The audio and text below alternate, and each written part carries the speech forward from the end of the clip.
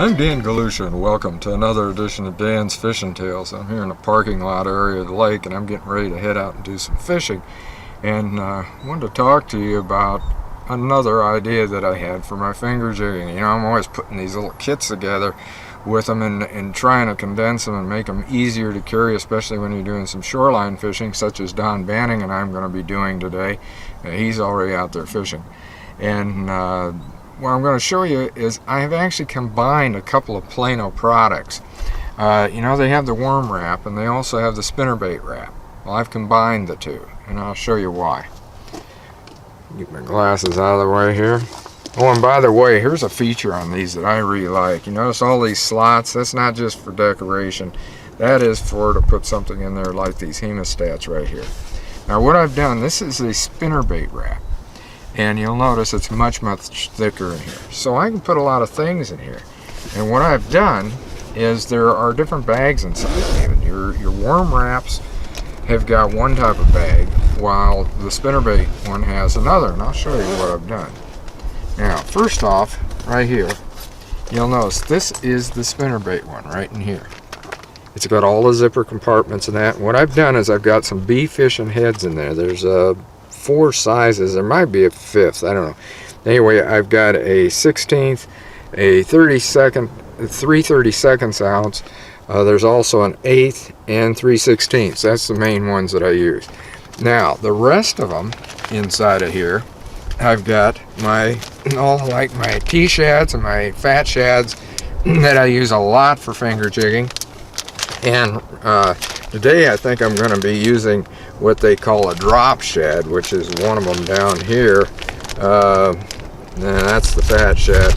I guess the drop shad's in here somewhere. Anyway, you can see I take the worm bags and do this, and then I also, down in this, I've split them up with these Berkley power bait ones, and then from there on, that kind of drops them around, and there's some down below here. And I even got my swim baits in here, by the way. There. I've got my Authentics ones that are with bee fishing. I knew I had them split up somehow.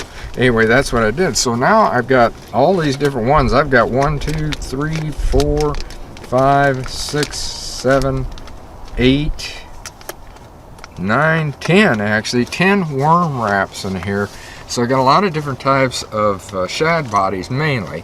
And I've got the, like on the bee fishing one, I've got the Pulsar. That's my main one that I'll use there, but also the rib fin, and that's what I'll keep in my finger jigging kit here. And also it's kind of a swim bait kit, like I said, because I've got my favorite green shad swim baits in there from Natural Forage Baits. And then as far as the color that I use with the bee fishing, it's mainly, although I've got others, there's mainly one color on the baits I mentioned there, and that's what they call oyster, because it's kind of a shad color, that sort of thing. It looks great in the water, plus it's got ribs on those.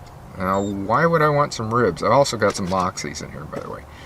The ribs do a couple of things. It adds action, it releases air bubbles, and when I put my kicking bass or kicking crappie, whichever, on here, or something like one of the scents that I've got, even the Java, which is kicking bass, when I do that, it holds it better with those rings. And of course the Natural Forage Baits already has it cooked right into them. But anyway, that's my finger jigging kit. And like I said, you can tell, I mean, it zips good, got a good heavy zipper here. Zip that up and it's ready to go. I can carry it down the shore. I've got my swim baits, I've got my finger jigging type baits, and I'm ready to go. I pick up my bee fishing rods because that's the ones I use for that.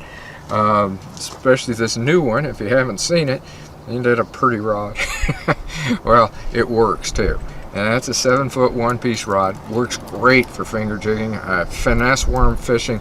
Talk about finesse worm fishing. Even though I'm going to be using it for finger jigging today. This one right here. This is probably one of my favorites out of the whole line of bee fishing rods. And that's a Sam Heat, super sensitive they call it. That's a 7-foot, 7.5, something like that. Can't remember. I know it's right there in that 7-foot range anyway. I think it's maybe 7.2, some sort of oddball thing like that. Anyway, that's a real good rod to use. Fantastic for finger jigging, but I also like it for like my 4-inch finesse worms that I use. both of those. The one is the ringworm for bee fishing, and the other one is the R4, and that's the straight worm from Natural Forage Baits. But instead of yakking, I know Don's already down here probably catching fish, so I'm going to go fishing. Until next time, get out on the water and enjoy a great day of fishing.